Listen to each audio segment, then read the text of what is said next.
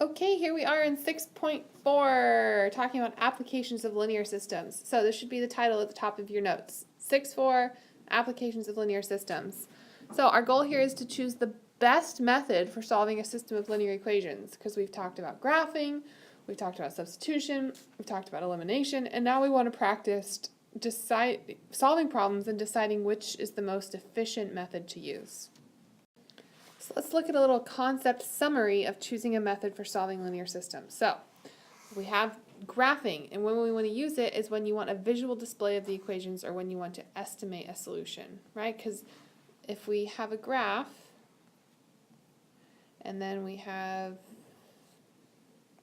two lines on the graph, where they intersect, so that point in there, that is the solution, right, where they intersect. So if we're dealing with some sort of data or a situation where we want to see that intersection or estimate that, then graphing would be a good method, right?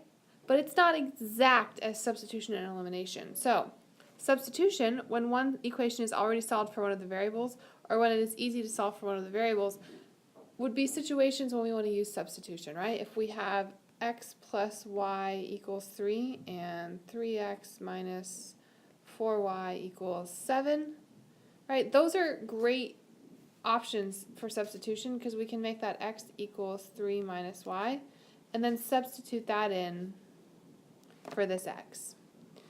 And third, elimination, when the coefficients of one variable are the same or opposites, or when it is not convenient to use graphing or substitution. So elimination can be your last option if you want it to be. Some people don't like it as much as substitution or and this, maybe if you think, oh, substitution would be a little bit complicated here, then opt for elimination.